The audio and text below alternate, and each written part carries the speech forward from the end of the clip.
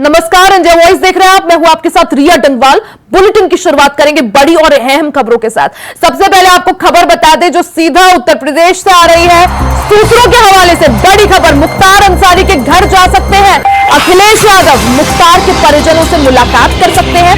साथ ही स्वामी प्रसाद मौर्य ओवैसी पहले ही मुख्तार अंसारी के घर जा चुके हैं। तो सोमवार को धर्मेंद्र यादव पहुंचे थे मुख्तार के घर, अब अखिलेश यादव पहुंचेंगे मुख्तार अंसारी के घर। तो बड़ी खबर आपको बता दें, उत्तर प्रदेश से समाजवादी पार्टी के अध्यक्ष अखिलेश यादव मुख्तार अंसारी के घर आज जा सकते हैं। मुख्तार के परिजनों से मुलाकात कर सकते हैं। इससे पहले स्वामी प्रसाद मौर्य और असदुद्दीन ओवैसी पहले ही मुख्तार अंसारी के परिवार वालों से मिल चुके हैं उनके घर पहुंचकर। अब आपको बता दें कि खबर यह है कि अखिलेश यादव भी आज उनके गाजीपुर स्थित मुख्तार अंसारी के गाजीपुर स्थित घर पहुंचकर उनके परिवार वालों से मुलाकात कर सकते हैं और उनको ढांढस बंधा सकते हैं। तो सोमवार को धर्मेंद्र यादव पहुंचे थे मुख्तार अंसारी के घर, अब अखिलेश यादव मुख्तार अंसारी के घर पहुंच सकते हैं। खबर पर ज्यादा जानकारी के लिए हमारे साथ मोहम्मद आसिफ, हमारे संवाददाता लखनऊ से लाइव जुड़ गए हैं। मोहम्मद आसिफ, इससे पहले हमने देखा कई सारे जो नेता हैं वो मुख्तार अंसारी के घर पहुंचे थे। अब खबर यह है कि अखिलेश यादव भी मुख्तार अंसारी के घर पहुंच सकते हैं। क्या जानकारी, क्या अपडेट इसको लेकर? जी बिल्कुल प्रियंका, बता दूं कि माफिया से माननीय बने मुख्तार अंसारी को लेकर अब राजनीतिक सियासत भी काफी तेज हो चली है। अगर यूपी की बात करें तो यूपी में स्वामी प्रसाद मौर्य भी मुख्तार अंसारी के घर पहुंचे थे, जहां पर उन्होंने सरकार को निशाना साधा। उसके बाद AIMIM चीफ असदुद्दीन ओवैसी पहुंचे, जहां पर उन्होंने मुख्तार अंसारी के बेटे और भाई से मुलाकात किया। इसके बाद धर्मेंद्र यादव भी पहुंचे और धर्मेंद्र यादव ने मुख्तार अंसारी की कब्र पर फूल भी चढ़ाया और श्रद्धांजलि भी अर्पित किया। तो इससे यह साफ तौर पर दिख रहा है कि अब मुख्तार अंसारी मुस्लिम मतदाताओं को लेकर कहीं न कहीं जो है सियासत तेज हो गई। मुस्लिम मतदाताओं के लिए एक मुद्दा भी बन चुकी है। अब खबर आ रही कि सपा प्रमुख अखिलेश यादव मुख्तार अंसारी के घर जा सकते हैं और वहां मुख्तार अंसारी की कब्र पर फूल भी चढ़ा सकते हैं। इससे कहीं ना कहीं एक तरह से सियासत भी गर्म हो गई है, क्योंकि जिस तरह से मुख्तार अंसारी कभी बसपा और सपा के कारखास हुआ करते थे, राजनीतिक दबदबा था और इनसे मदद लेने के लिए मुलायम सिंह यादव और बसपा सुप्रीमो लगातार मुख्तार अंसारी के संपर्क में थे। जिस तरह मुख्तार अंसारी ने जराइम की दुनिया में बादशाहत कायम किया था, उसी तरह मुख्तार अंसारी ने राजनीतिक दुनिया में भी अपनी मजबूत पकड़ बनाई थी।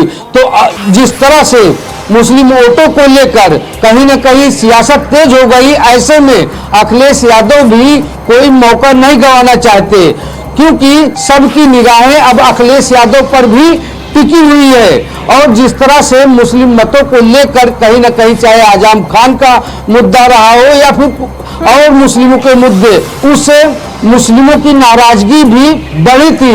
अब यह दबी जुबान में मतदाता यह भी कहने लगे हैं कि मुस्लिम वोटरों को पाने के लिए अखिलेश यादव जुटे रहते हैं, लेकिन मुस्लिमों पर कोई मुसीबत आती है तो वह दूरी बनाए रखते हैं।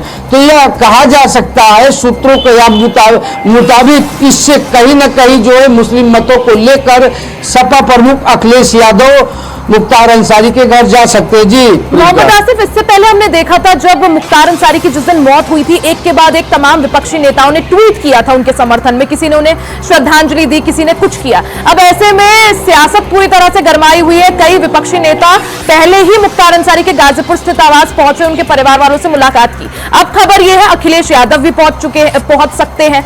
ऐसे में मुख्तार अंसारी के भाई अफजाल अंसारी को समाजवादी पार्टी का टिकट भी दिया है गाजीपुर से। क्या माना जाए, क्या संदेश देने की कोशिश अखिलेश यादव अगर पहुंचेंगे तो क्या संदेश देने की कोशिश होगी और जो मुस्लिम वोट बैंक है क्या उसे साधने में सफल साबित रहेंगे? जी बिल्कुल रिया, बता दूं कि जिस तरह से मुख्तार अंसारी की मौत हुई है बादा जेल में बंद रहने के दौरान, उसके बाद विपक्ष की बात करें तो सपा, बसपा और छोटे मझोले दल जितने हैं सब मुख्तार अंसारी का गुणगान कर रहे हैं और उच्च स्तरीय जांच की मांग कर रहे हैं। और परिजनों की तरफ से जो आरोप लगाए जा रहे हैं उस पर मुहर लगा रहे हैं। और बात करें कि सपा नेताओं की, बसपा नेताओं की, तो कोई मुख्तार अंसारी को रॉबिन हुड कह रहा है तो कोई गरीबों का मसीहा। इससे कहीं न कहीं मुख्तार अंसारी अब मुस्लिम मतदाताओं को लेकर एक मुद्दा बन चुके हैं। और यह जिस तरह से लोकसभा चुनाव है, लोकसभा चुनाव में इस बार मुस्लिम मतों का धारा जिस तरफ जाएगा उसकी नया पार हो सकती है। तो आज जिस तरह से सपा प्रमुख अखिलेश यादव मुख्तार अंसारी के घर जाने वाले हैं, इससे साफ जाहिर है कि कहीं न कहीं वह मुस्लिम मतों को अपने पाले में करने की जुगत लगाए हैं। और सूत्रों का यह भी दावा है कि अखिलेश यादव के अलावा कई बड़े और नेता भी मुख्तार अंसारी के घर जा सकते हैं। लेकिन जो सियासत है रिया, बता दूं, अब उस सियासत मुस्लिमों पर केंद्रित हो गई है, चाहे बसपा की बात करें, सपा की बात करें या फिर सपा से नाराज। हमने देखा जिस दिन मुख्तार अंसारी का जनाजा ले जाया जा रहा था, कितनी तादाद में वहां पे जो है सैकड़ों की संख्या में लोग मौजूद थे। जी बिल्कुल, या बता दूं कि मुख्तार अंसारी की एक राजनीतिक जो है काफी पकड़ थी। यही वजह थी कि 5 बार वह विधायक रह चुके हैं, 9 से 3 बार जेल में रहने के बाद। और जब उनके मौत की खबर जो सामने आई तो उनके घर हजारों का हुजूम इकट्ठा हो गया। इसे देखकर कहीं न कहीं अब जो बड़े नेता उनको लगने लगा है कि मुख्तार अंसारी और उनके परिजनों को इग्नोर किया गया तो मुस्लिम जो वोटर है नाराज हो जाएंगे। और सूत्रों का दावा है कि यही वजह है कि अब अखिलेश यादव भी मुख्तार अंसारी के घर पहुंचेंगे, सांत्वना देंगे, श्रद्धांजलि देंगे। लेकिन जिस तरह से सियासत जो है करवट बदल रही है, हर रोज करवट बदल रही है, और इससे यह साफ तौर पर दिखने लगा है कि अब सपा प्रमुख अखिलेश यादव कहीं न कहीं मुस्लिमों को नाराज नहीं करना चाहते। और दूसरा बड़ा पहलू यह भी है कि सांसद अफजल अंसारी जो बसपा खेमे से बिल्कुल मोहम्मद आसिफ, जिस तरह से अब खबर यह है कि अखिलेश यादव जो है बाकी अन्य नेताओं की तरह मुख्तार अंसारी के घर आज पहुंच सकते हैं, उनके परिजनों से मुलाकात कर सकते हैं, मुस्लिम वोट बैंक को साधने की यहां पर कोशिश कर सकते हैं। बहुत बहुत आप एक काम करिएगा मोहम्मद आसिफ, बने रहेगा, आगे भी आपसे चर्चा जारी रखेंगे। वहीं संभल विधायक इकबाल महमूद ने सरकार पर निशाना साधा है। इकबाल महमूद ने सरकार पर हमला बोलते हुए कहा कि सरकार मुख्तार अंसारी केस में सीबीआई जांच करवाने से भाग रही है। सीबीआई इंक्वायरी से साफ हो जाएगा दूध का दूध और पानी का पानी। वहीं बीएसपी नेता आकाश आनंद को लेकर उन्होंने कहा कि उनकी बुद्धि मायावती जैसी ना हो। साथ ही आरोप लगाया कि असदुद्दीन ओवैसी और मायावती बीजेपी के इशारों पर काम करते हैं। साथ ही उन्होंने कहा कि अगर मायावती इंडिया गठबंधन के साथ आ जाती तो बीजेपी का सुपड़ा ही साफ हो जाएगा। वहीं केजरीवाल को लेकर उन्होंने कहा कि उनके साथ कुछ भी हो सकता है। समाजवादी पार्टी एक बहुत बड़ी पार्टी है उत्तर प्रदेश की, और हर बड़ी पार्टी के अंदर तो ये चीजें वो चलती रहती हैं। समाजवादी पार्टी ने टिकट फाइनल कर दिए हैं सब जगह के। अब अपने अपने हिसाब से हमारा कैंडिडेट लड़ रहे हैं। चुनाव के अंदर हार जीत चलती रहती है, हर 90% तो कामयाब रहते ही हैं, 10% चूक भी हो जाती है इस तरह से। क्योंकि डॉक्टर एस साहब सिटिंग एमपी भी थे, हैं, बल्कि उनका टिकट नहीं कटना चाहिए था, इसकी सभी को तकलीफ।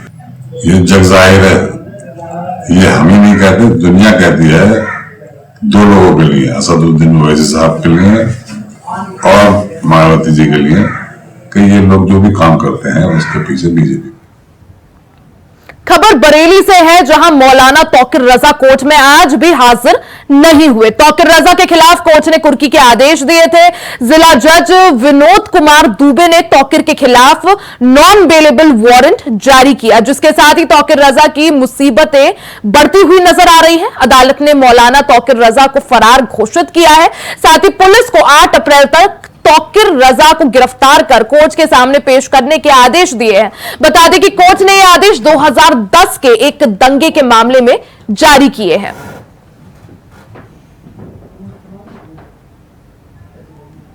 मौलाना तौकीर रजा से संबंधित प्रकरण वर्तमान में माननीय सत्र न्यायाधीश महोदय श्री विनोद कुमार दुबे जी की न्यायालय में विचाराधीन है।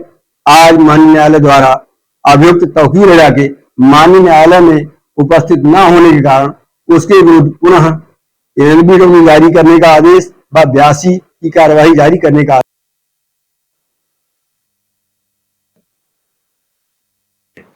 वो सब सही है। आशीष राय गैंग के एक सदस्य मौलाना कुमार देव के विरुद्ध आज लखनऊ बोला था, लेकिन तीसरी बार बुलाने के बाद भी मौलाना तौकीर रजा हाजिर नहीं हुए, जिसके बाद अब उनके खिलाफ नॉन बेलेबल वारंट जारी हो गया है। इस दौरान उनके संपत्ति की कुर्की की जाएगी। साथ ही कोर्ट ने साफ तौर पर पुलिस विभाग को 8 अप्रैल तक उन्हें गिरफ्तार करने के निर्देश दिए हैं। 2010 का यह पूरा मामला है, जिसमें बरेली में दंगे भड़काने का मौलाना तौकीर रजा पर आरोप है। इस संबंध में अदालत 3 बार उन्हें बुला चुकी है, लेकिन तीसरी बार भी पेश नहीं होने पर अब सवाल यही है कि तौकीर रजा की मुश्किलें कम नहीं होंगी। सनी गोस्वामी हमारे संवाददाता हमारे साथ बरेली से लाइव जुड़ गए हैं। सनी, सबसे पहले आपसे जानना चाहेंगे क्या कुछ ये पूरा मामला है तौकीर रजा का, जिस पर उनके खिलाफ नॉन बेलेबल वारंट जारी हुआ है?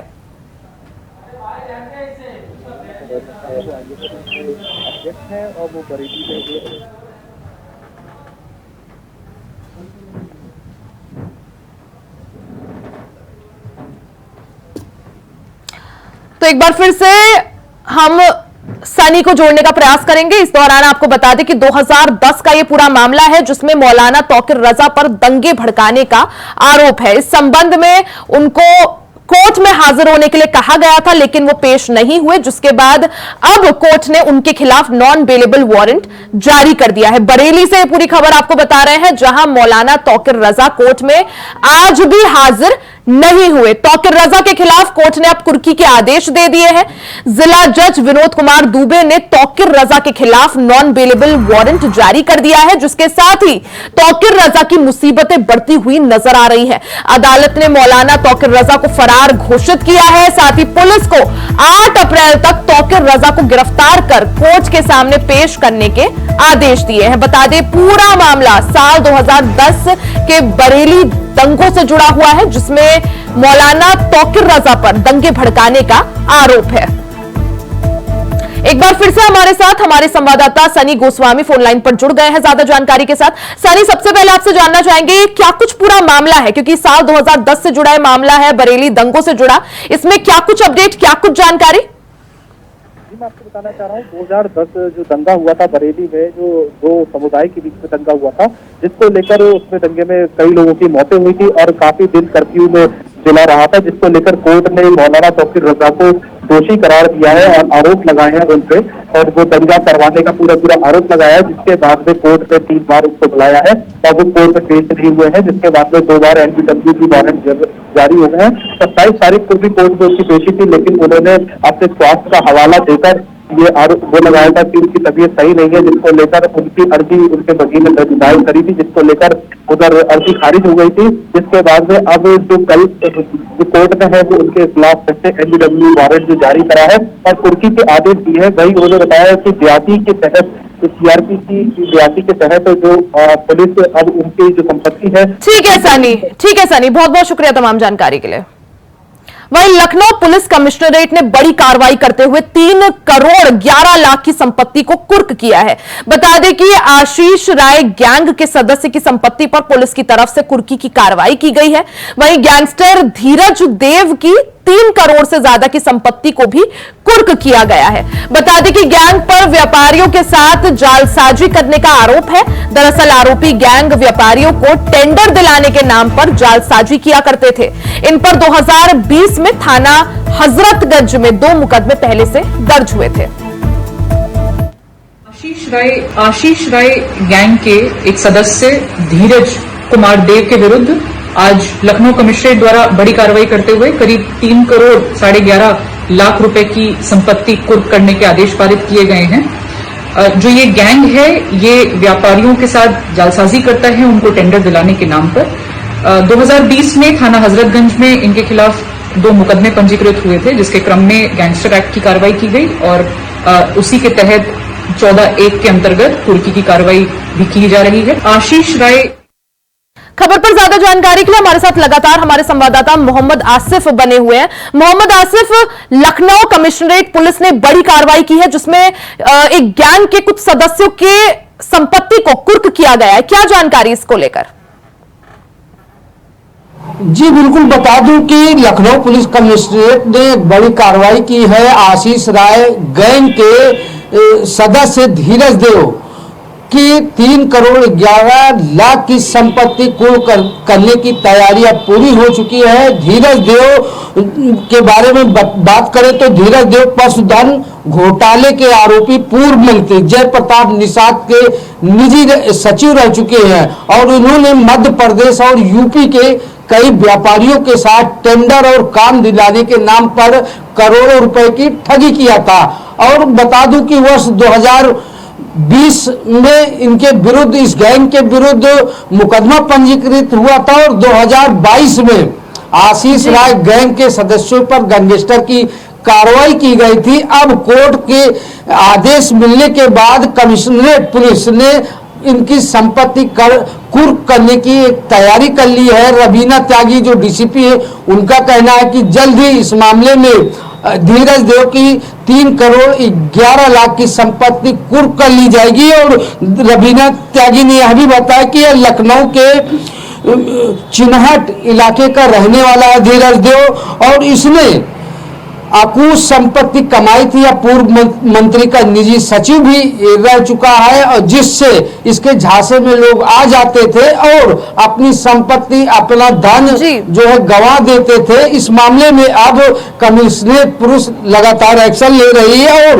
यह भी बताया गया कि इसने अवैध स्रोतों से और भी जो संपत्तियां अर्जित की है उसका भी पता लगाया जा रहा है। जल्द ही उस संपत्ति को भी कुर्क किया जाएगा। रिया, जिस तरह से राजधानी लखनऊ की पुलिस अब पूरी तरह से माफियाओं के खिलाफ एक्टिव है और जालसाजों और गैंगस्टरों के खिलाफ पूरी तरह से एक्टिव हो गई है और यह अपने आप में एक बड़ी कार्रवाई भी है क्योंकि आशीष राय गैंग का सदस्य धीरज देव कभी निजी सचिव हुआ करता था मंत्री का और उसी के जो है रौब में या लोगों के साथ ठगी भी किया करता था। जी मोहम्मद आसिफ, जिस तरह से उत्तर प्रदेश सरकार की पॉलिसी भी है जीरो टॉलरेंस की माफियाओं के खिलाफ, गैंगस्टर्स के खिलाफ, ऐसे में यूपी पुलिस काफी सक्रिय नजर आ रही है, लगातार कार्रवाई जारी है और जैसा आपने कहा आशीष राय गैंग के 2 सदस्यों के खिलाफ कार्रवाई की जाएगी और उनकी संपत्ति कुर्क की जाएगी, उसकी तैयारी कर ली गई है। क्या माना जाए कि आगे और ऐसी कार्रवाई देखने को मिलेगी? क्या आशीष राय गैंग के अन्य सदस्यों पर भी ऐसी कार्रवाई हो सकती है?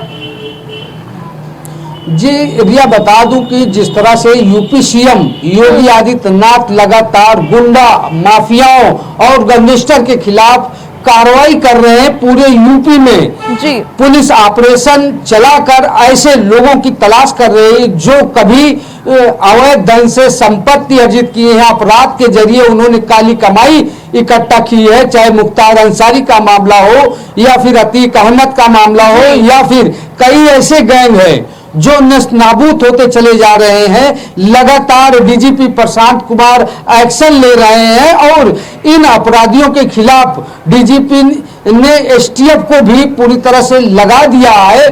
तो कहा जा सकता है कि जिस तरह यूपी में काली कमाई करने वाले बदमाशों का नेटवर्क काफी मजबूत हो गया था, लेकिन 2017 के बाद यूपी पुलिस पूरी तरह से एक्शन मोड में आ गई है। लगातार अपराधियों को ढेर कर रही है। और साथ ही साथ बता दूं कि ऑपरेशन लंगड़ा चलाकर कई ऐसे दुर्दांत अपराधी ढेर किए गए हैं जिनसे यूपी में दहशत कायम थी। बिल्कुल मोहम्मद आसिफ, यूपी पुलिस काफी सक्रिय दिख रही है और लगातार गैंगस्टर्स के खिलाफ ताबड़तोड़ एक्शन जो है लगातार जारी है। बहुत बहुत शुक्रिया आपका तमाम जानकारी के लिए। वही खबर हमीरपुर से है, जहां हमीरपुर के मौदाह थाना इलाके में पुलिस ने 3 गैंगस्टर एक्ट के अपराधियों पर कुर्की की कार्रवाई करते हुए 5 करोड़ 70 लाख की संपत्ति कुर्क की है।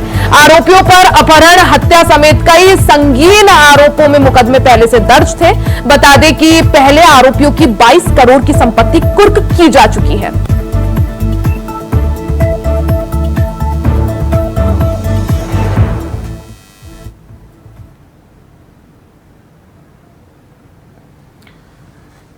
तो जैसा कि हमने आपको बताया, लगातार उत्तर प्रदेश पुलिस की कार्रवाई जो है वो जारी है। हमीरपुर से एक खबर है जहां बड़ी कार्रवाई की गई और गैंगस्टर एक्ट के तहत अपराधियों पर कुर्की की कार्रवाई करते हुए 5 करोड़ 70 लाख की संपत्ति कुर्क की गई। खबर पर ज्यादा जानकारी के लिए हमारे साथ संवाददाता रुपेश गुप्ता हमीरपुर से लाइव जुड़ गए हैं। रुपेश, हमीरपुर की बात की जाए या उत्तर प्रदेश की बात की जाए, लगातार पुलिस का एक्शन गैंगस्टर्स के खिलाफ ताबड़तोड़ एक्शन जो है जारी है। यहां पर हमीरपुर में पुलिस ने 3 गैंगस्टर एक्ट के अपराधियों पर कुर्की की कार्रवाई की है। क्या जानकारी, क्या अपडेट इसको लेकर आपके पास? 58, 315, 2263, 102। हमीरपुर जिले में कार्रवाई हुई है मौदाह थाना क्षेत्र पर, जहां पर 3 लोगों के खिलाफ गुंडा एक्ट और इनके खिलाफ कई धाराओं पर मुकदमा भी दर्ज है। तो उनकी 5 करोड़ 70 लाख की संपत्ति कुर्क की गई है और इससे पहले भी करीब 20 करोड़ की संपत्ति कुर्क की गई थी। और मैं आपको बता दूं, पूरा इनके जो 3 प्लाट थे और 3 मकान थे और एक जो ईंट भट्टा था, तो उस पर भी कार्रवाई की गई और कुर्क किया गया है। और जो हमीरपुर की पुलिस अधीक्षक दीक्षा शर्मा बराबर कार्रवाई कर रही हैं और जो भी गुंडे हैं उनके खिलाफ बराबर अभियान चल रहा है। रुपेश, जिस तरह से पूरे उत्तर प्रदेश में गैंगस्टर्स के खिलाफ कार्रवाई लगातार जारी है, पुलिस जो है काफी सक्रिय दिख रही है और जो यूपी सरकार की नीति भी है, जीरो टॉलरेंस की पॉलिसी, उसको लेकर भी आगे बढ़ाया जा रहा है। क्या माना जाए इस कड़ी में, क्या आगे भी ऐसी अन्य कार्रवाई जो है देखने को मिलेगी? जी देखिए, मैं आपको बता दूं, इससे पहले भी कई कार्रवाई हुई है। जो भी इस तरह के गुंडा एक्ट हैं और इनके खिलाफ अगर मुकदमे दर्ज हैं और इनके ऊपर कार्रवाई भी चल रही है और बराबर यहाँ पर कार्रवाई देखने को मिल रही है। और जो उत्तर प्रदेश की पॉलिसी है और जो गुंडे माफिया हैं उनके खिलाफ बराबर कार्रवाई की जा रही है। जी ठीक है रुपेश, बहुत बहुत शुक्रिया आपका तमाम जानकारी के लिए। 2263, 102 में से 2.0 है कि मुकदमा अपराध संख्या थाना मौदाह जनपद हमीरपुर में गैंगस्टर एक्ट की कार्रवाई धारा 14 पुष्पगढ़ कमरुद्दीन निवासी ग्राम परसा सर्वसाधारण को सूचित किया जाता है कि 158, 315, 2263, 102 में से 2। इसी के साथ इस बुलेटिन में फिलहाल के लिए सिर्फ इतना ही। खबरों का सिलसिला जारी रहेगा, बने रहिएगा हमारे साथ।